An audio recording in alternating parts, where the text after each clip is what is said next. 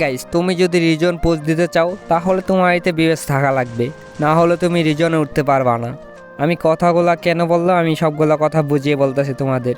Guys, আমার একটা বন্ধু অনেক কষ্ট করার পরে সে রিজনে ঢুকছে। ঢোকার পরে সে 10টায় বুয়াস্টেক ছিল, তার কারণে তারা এটা ব্ল্যাক লিস্ট করে দেয়। গাইস, সে চাইলেও আর তারা এটা ব্ল্যাক লিস্টে থেকে সরাইতে পারবে না। কারণ হলো সে তো আর ইউটিউবার না যে ওই গেইনাকে বললোই গেইনা ছুটাই দিল।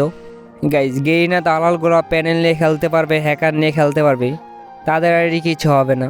কারণ হলো তারা গেইনা দালাল। তাদের আইডি কিছু হলে গেইনাকে বলবে, গেইনা ছোটাই দিবে। তাদের তো আবার গেইনা আব্বু আছে, যে বললে তাদেরকে ছোটাই দেয়। সাধারণ মানুষগুলো তো আর গেইনা দালাল না যে কইলে তারা এটা ছোটাই দিবে। গাইজ, তার জন্যে বললাম তোমাদের, যদি তোমরা রিজন পোস্ট দিতে চাও তাহলে তোমার এতে বিবেচ থাকা লাগবে, তোমাদের গেইনা দালাল হতে হবে, না হলে তোমরা রিজন পোস্ট দিতে পারবা না। যদি দেখছো তুমি রিজন ভালোভাবে পোস্ট দিতেছো তাহলে তোমার এটা ব্ল্যাক লিস্ট করে দিবি। কারণ হলো গেইনা দালালগুলো তো রূপে থাকতে হবে, না হলে তো হবে না। যদি গেইনা দালালের আইডিগুলো ব্ল্যাক লিস্ট পড়ে যায় তাহলে তাদের আইডিগুলো 24 ঘন্টার ভিতরে গেইনা ছোটাই দেয়।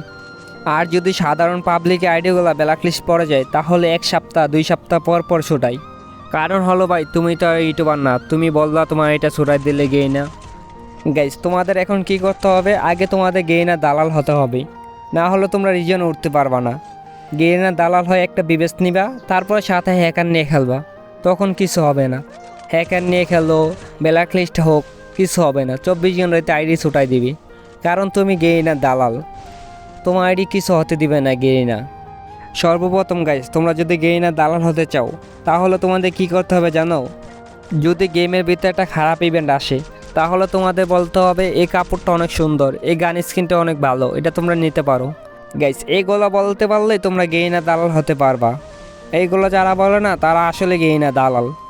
গাইস, আমার কথাগুলো যাদের গায়ে লাগে না তারা আসলে গেইনা দালাল।